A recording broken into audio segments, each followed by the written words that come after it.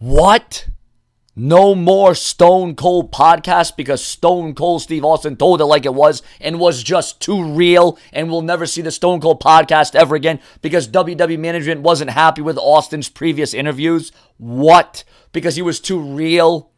He wasn't going to the WWE's tune. Here's the update, ladies and gentlemen. Subscribe, comment, check out my videos before this one. Very crucial to view, subscribe, smash that bell, and comment. Please share my videos on Facebook and Twitter. Don't expect to see the Stone Cold podcast return to the WWE Network anytime soon, if ever again.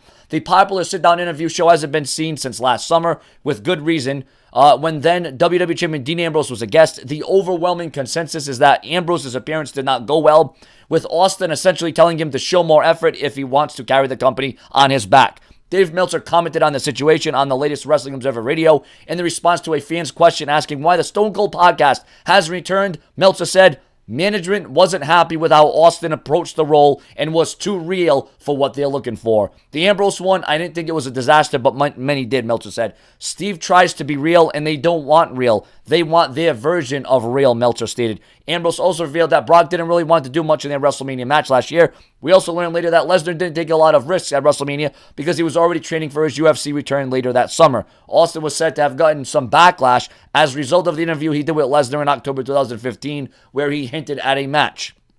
On another episode, Austin expressed to Triple H that China deserves to be inducted into the WWE Hall of Fame, which probably didn't go over too well either. Meltzer went on to continue to speculate that Legends with JBL interviews has essentially replaced Austin's show. JBL at least knows the framework of what they want, and Steve tries to be real. JBL will do their version of real.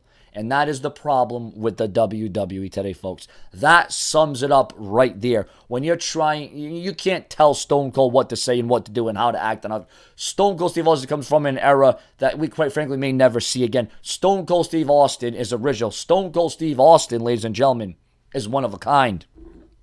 Stone Cold Steve Austin goes to the beat of his own drum. Stone Cold Steve Austin doesn't follow others.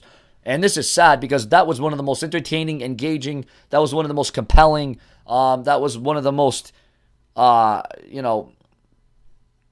it captured our attention. I mean, it was one of the best damn shows on the WWE Network. It really was. The Stone Cold podcast, you literally had to watch. You had to tune in.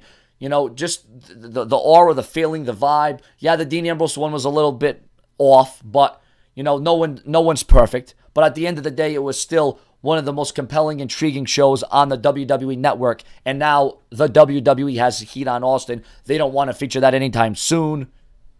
Wow, that's the shot. I mean, it's just bad. I mean, this just goes to show you, the WWE's mindset, where they're at. Things are way too overscripted. It's bad. It's bad. And this is the version of WWE that we are getting in 2017. WWE doesn't want to be too real on their show. No wonder why we don't see much storytelling and progressing. No wonder why we see match after rematch after match after rematch match. No wonder why there's not a flow to these stories, and it's just way too watered down, and it's too enhanced. It's too unreal to be real. Stone Cold Steve Austin podcast canceled because he was too real. Imagine that. And that's the bottom line. Subscribe.